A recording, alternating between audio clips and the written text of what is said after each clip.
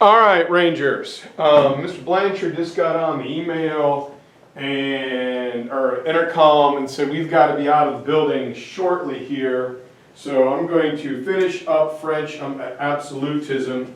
But I want to point out to you, your spring break starts tomorrow. When we start class again on the online format, my office hours will be from 11 to 1 p.m.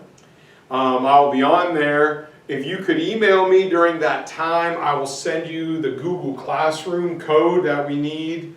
And I can increase those hours if needed. So I can send you some assignments and things to do over the break for however long we are in this area. And this guide, people out there, are intended for my students in my classroom. If you want to use it, that's great. But some of you, since I don't do comments, have actually tracked me down to my school email. Look, man, this is a national crisis. I know we've got a lot of time on our hands, but try and use it positively. Don't be a creep. Don't be a hater. If you want to make fun of me, if you get off on that, I'm a high school teacher. I really could care less. But try and do something positive and save yourself from typing, because I really don't care.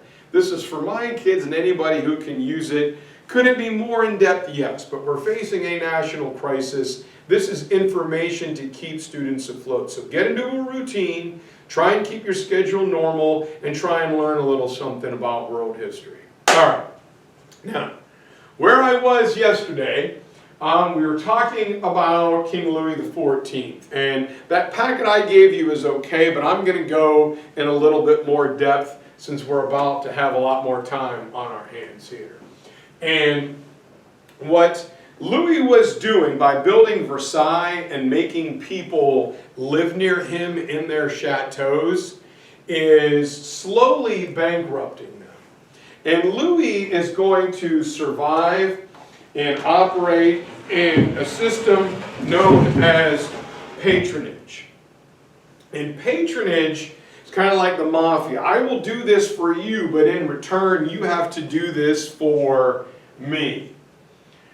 And Louis's tutor, since he was a little boy, gives him the idea of king by divine right. You are King Louis because God wants you to be the king. There it is. You wouldn't be here if God didn't want you to be king. Only God can judge a pope, so only God can judge a king. And when he's 23 years old and Cardinal Mazarin dies, everyone is waiting for Louis to name a new successor. Instead, he says, I'm appointing no one. I am my own successor. This is when Louis comes up with the idea of l'état c'est moi. I am the state. I am to France as the sun is to the earth. And one of the things that Louis does really well, as he increases his power and becomes more dominant, the people of his country love him. He is a rock star in France. He does not oppress the common people. They become united under their great leader, Louis XIV. And Louis is going to do something that all strong absolutists do. He trims down his ministers. And like the President of the United States meets with something on average like 52 people a day by like 1 o'clock or something like that. It's just way too much. Louis trims that down. He's going to pick a couple areas. He's going to have a minister like Secretary of State of War and Peace, one on religion, and one regulating the economy. These three guys, all right, he can meet with every day. All right, we're going to have Mariana, we're going to have Drew, and we're going to have Ellie. I can meet and spend hours at a time with these three guys. Then their staffs, all right, from Laurel to Trayvon to Vaughn to Marquez and Zeke and Idris, their staffs are going to go carry it out. These three guys will give me all the information I need. I'll make the call, and they will then send it out. But Louis makes all the decisions. They start with him. And so by the 1660s, France is more powerful, stronger militarily, stronger in national unity and has a stronger governmental efficient system than virtually anybody else in Europe. Louis has done it. And they say imitation is the most sincere form of flattery. Well, this is where Louis really sets himself apart. Everyone begins to copy what Louis had done. If you're successful at it, we are going to try and copy it. And so it is the French culture that will replace that of the Renaissance. Right? It becomes the thing to do. And if Louis would have stopped right there, man, France would have been awesome. But he's so strong and so powerful, he says, you know what? I got to take this big army out for a spin. And he gets pulled into a couple conflicts with the traditional enemy, England, and another one in Spain. France and Spain vying to be the most Catholic country in Europe. And while Louis is going to reign for an incredible 72 years, outliving all of his sons, he's going to make some mistakes that will end era of French dominance. At this time, you did not want to mess with France. They were powerful and they were strong. In 1685, we talked about it yesterday, he revokes the Edict of Nantes. And that forces the French Huguenots, the Protestants, to leave, and they take their tax money with them.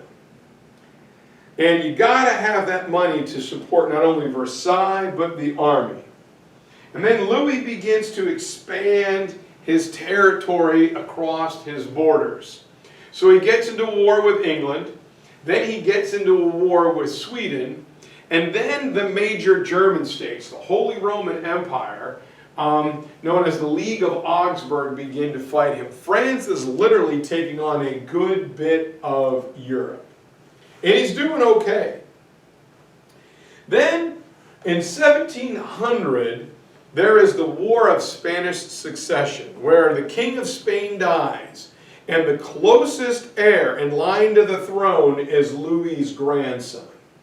People are terrified that if Louis and Spain unite, Louis's grandson unites, France will get all that money from the Spanish Empire across the seas, and France will be almost unstoppable.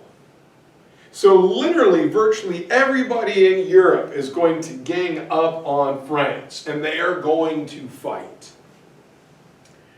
And not only are they fighting in Europe, but England and France will be fighting the French and Indian War in North America. And fighting a war on two fronts, taking on, the major German states and England and Spain and the Netherlands is too much even for powerful Louis, and eventually loses. England is going to win. Not only are they going to win, they're going to dominate North America as well. And so in 1715, Louis's dominant monarchy is going to collapse. His wars and his expense at Versailles will leave France economically ruined. None of his successors will have his charm or his charisma or his genius. And while Louis was a dominant hands-on emperor, his descendants will become spoiled and lazy. Louis was there talking to Mariana and Drew and Ellie, making the decisions. His descendants are like, well, why should I do that when we can let, my assistant do it or a subordinate do it? That's not the way you do things. They become spoiled, happy, fat, and lazy, and the empire will collapse. Now, next 5 minutes, we are going to quickly talk about Spain. We are going to start Spanish absolutism here. Is this in your packet? Let me check. We've got Louis, we've got England, and we've got Spain. No, we have Russia. That is excellent. All right. So I'm going to take a quick moment here, and I'm going to shoot this backwards, and we'll start here at the age of absolutism with England. And it is this time, maybe we'll end here and we'll start England tomorrow. The point of this whole unit is going to be changes in world power. After the age of exploration, after the transatlantic, mercantilistic economy we've been talking about, Northwest Europe is going to dominate the globe up until the 1900s. And it's changes in war and military technology. Wars are expensive. And in this new era, it's not only the number of soldiers you have, but who can transport them from A to B the fastest. We're not only fighting in Europe, but we're going to be fighting in the New World as well. So it's not only how many soldiers I can put in the field, but it's how quick I can get them from A to B and their equipment, like we just talked about with Louis XIV. European monarchs are going to depend upon overseas colonies, which gives them a direct access to money. Money that nobody else has. They don't have to go to their nobles and raise taxes. They don't have to go to Parliament. They have direct access to cash. And so it's monarchies that have a secure financial base can become absolute. They can dominate their countries. Some countries like Louis are going to succeed at that. Some, like our British friends we're about to talk about, do not. And what we had going on in England at the time is a dynasty known as the Tudor Dynasty. And over here we have King Henry VIII. And he was a young, strong, handsome guy, and he was a dominant monarch. But he understands how the English Parliament works. And when taxes were needed, King Henry would ask for them, and while his guys grumbled, they nearly always agreed with him. Right? They enjoyed being part of the process. They enjoyed being asked. All right, okay, this is great, we got this, awesome. And Henry will also break away from the Roman Catholic Church by making himself the head of the Church of England. So we are going to have British Anglicans and Catholics, and it's this religious tension that's going to cause a problem. Well, when Henry dies, the leadership is eventually going to fall to his daughter, Queen Elizabeth, this lady right here. And she was known as the Virgin Queen. She's a tough lady. And, people did not think she could do the job at first, but she's a tough, smart woman. And she will eventually come to the same arrangement with Parliament that her dad did. She will work with them, she will inform them, and she will kind of guide them, and they listen to her. Problem is when she dies. When Queen Elizabeth dies, the heir to the throne in 1603 is a Scottish guy. King James in Scotland in 1603 will inherit the throne. He will move from Scotland down to England. And here his problems are going to begin. We are going to talk about them more tomorrow. And he says, yes, here I am. I agree to rule by English law, but he doesn't know how deeply in debt the British monarchy is and how deeply divided the country is religiously. So tomorrow we're going to pick up with the Stuart Dynasty, and then for this unit we will end up with Peter the Great. It may take a couple days to get through these. You are going to love them. Stay tuned. Use your note packets to follow along. There is some extra detail here, but I figure while you're at home it makes the story a little better. And again, email me with questions and follow those office hours. Thanks, guys. We'll see you soon, hopefully.